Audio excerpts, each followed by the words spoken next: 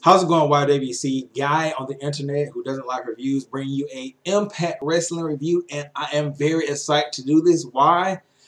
Because this was finally an exciting Impact. An Impact that I can proudly tell people, you need to watch this. This was entertaining.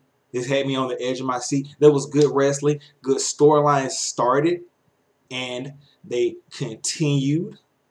Things got accomplished on this Impact, and it made me happy to be an Impact Wrestling fan. Granted, there was some controversy in the main event, and I'll address that when I get to the main event. So let's get to the beginning. It starts off with Tyrus versus Troll C3. Yes, EC3 was in full troll mode. The hilarity, the entertainment of EC3 was on full display. The man was scratching. He was doing like extremely gifable moments. Like EC3 is a walking gift. Like his 90% of his body has got to be just gifts. Like I saw at least 10 gifts in this whole match. Like the guy's entertaining. Point blank, period. And Tyrus, they're going on a new direction with Tyrus. Yes, I know. He was the Funkasaurus. He was in WWE. All that crap. Well, yeah, I know, bro. I know. You only watch WWE, so y'all can see him as a Funkasaurus.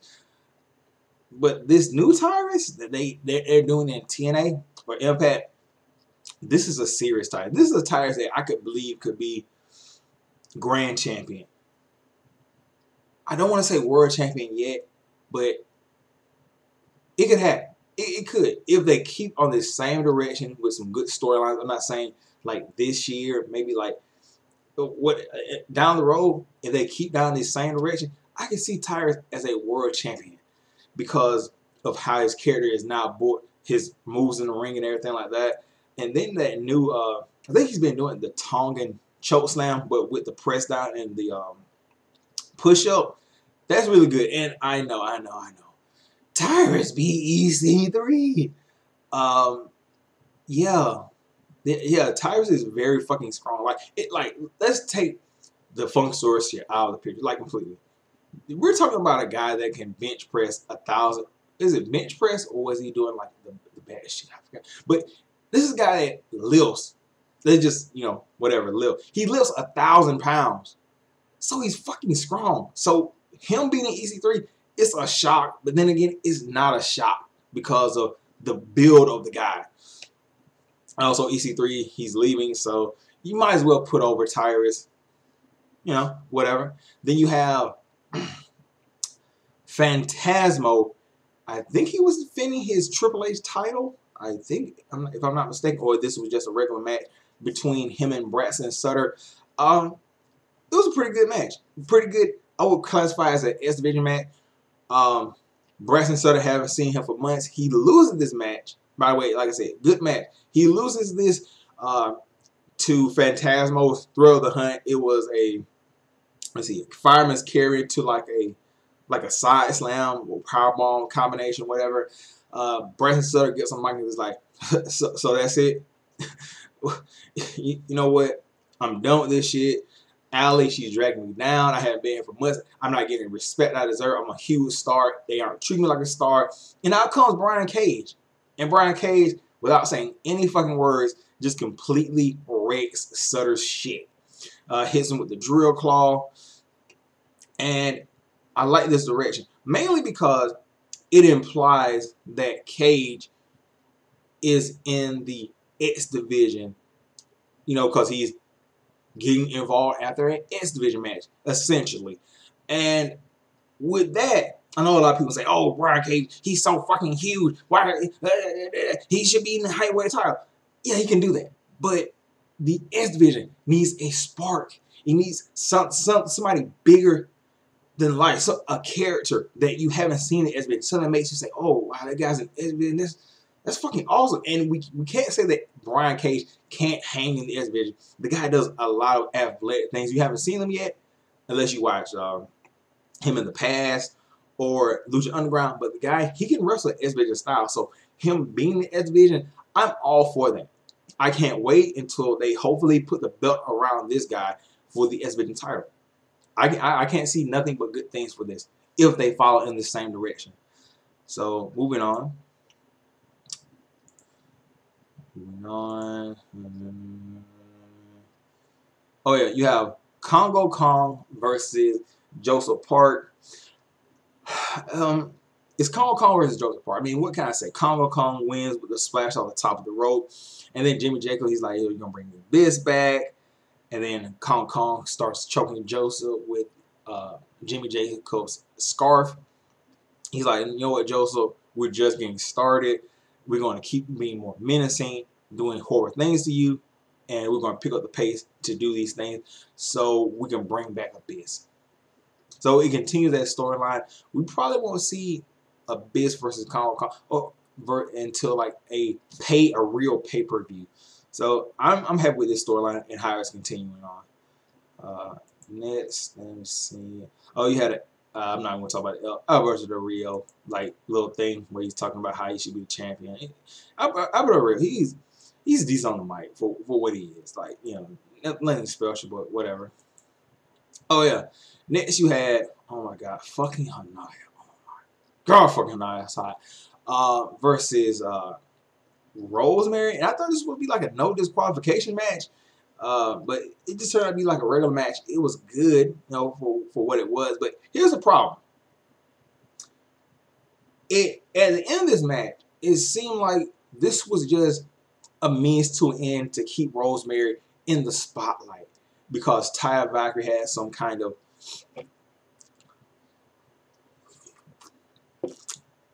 problems, you know, passport-wise and all that. So they threw Hanaya in there. Just like, oh, you're a placeholder. Look, Hanaya's not a fucking placeholder. She's fucking hot. She can wrestle.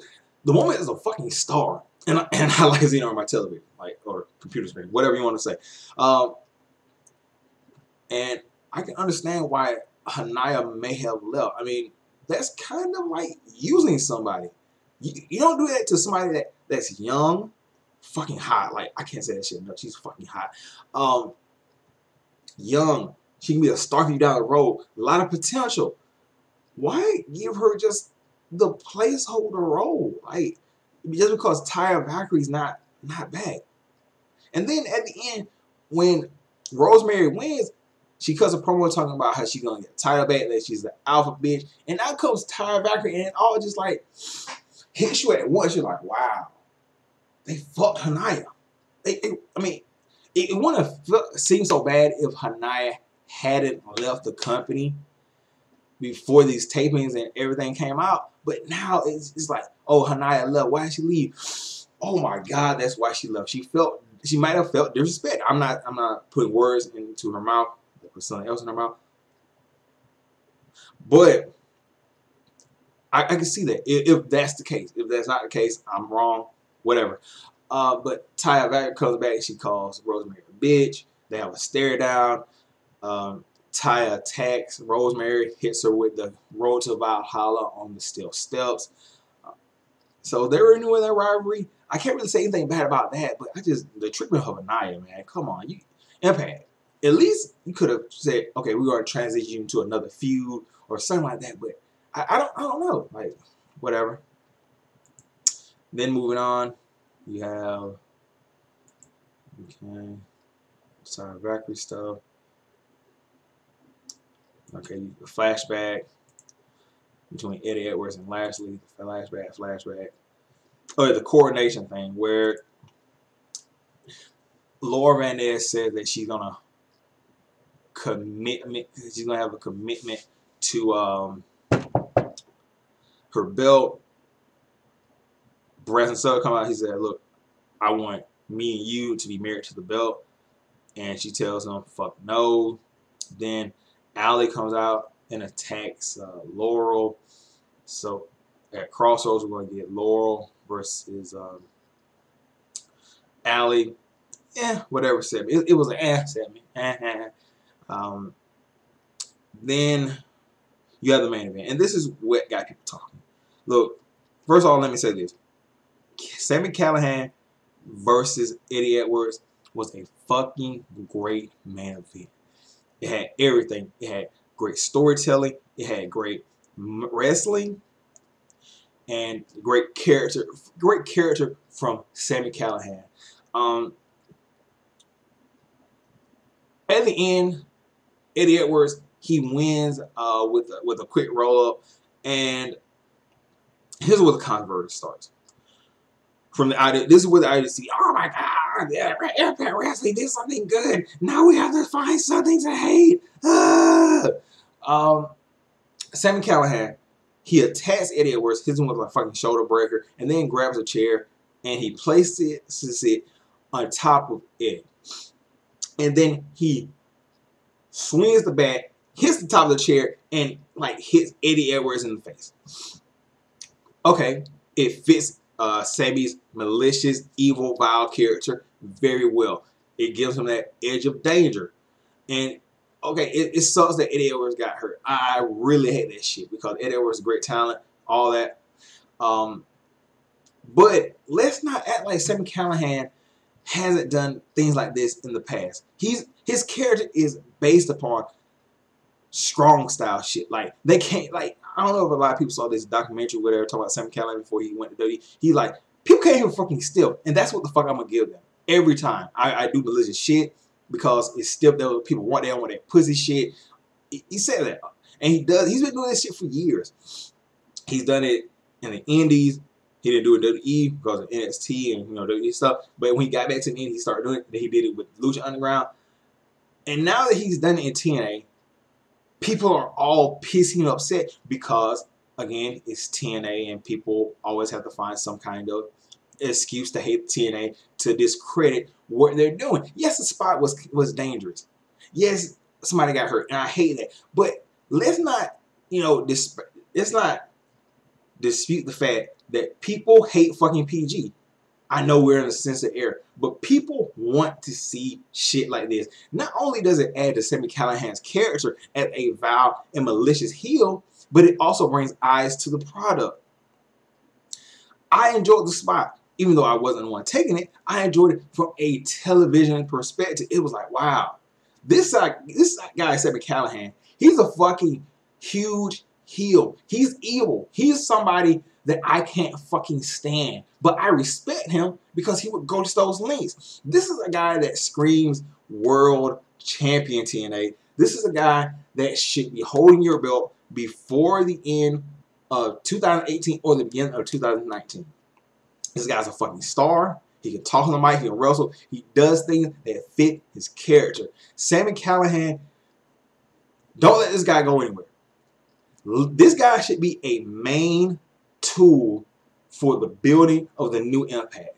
What he did, I know a lot of people like hate it. They like, oh my God, Eddie Edwards got hurt. It was a stupid spot. They didn't get paid much. I'm talking about OZRS, and I love OZRS, but look, if this had happened in any other wrestling promotion, like I don't know, I'm not gonna go down that road, but it was a spot that needed to happen. Sometimes spots like this are needed for character to build. It sucks Eddie Edwards got hurt. And he kind of, I would guess he would know the risk because unless it was kind of like a slip up because he probably went talking in the back about what the spot was and what he was going to do. I understand. The spot was he was supposed to hit the chair and then hit the ground. That was a spot, but he misplaced it and hit him in the face. That's a horrible spot. That's very horrible. But damn if that didn't look good from a character perspective for Sami Callian. And then also, it adds on to Eddie Edwards being this uber tough babyface that doesn't let adversity stop him. So when he comes back and gets his revenge upon Sami Callian, he looks even fucking badasser. He looks more badass than he already is. I mean, let's face it, Eddie Edwards' character is kind of taking a recent hit, especially with his losses to Davey Richards. And Davey Richards is leaving the company, taking all the momentum. That's another guy that needs to come back is Davey Richards. But this could only help both of those guys, and it helps Impact eyes. People talk about the product, good matches. There's a small downside, but I see bigger upside with this. So with that being said, I'm gonna get out of here. I'm gonna catch you guys later. Tell me what you thought about the main event and the controversy. So I'm gonna get out of here. I'm gonna catch you guys later. I'm probably do an ROH review, but I don't know because I'll talk about that later. But anyway, I'll catch you guys later. Peace out.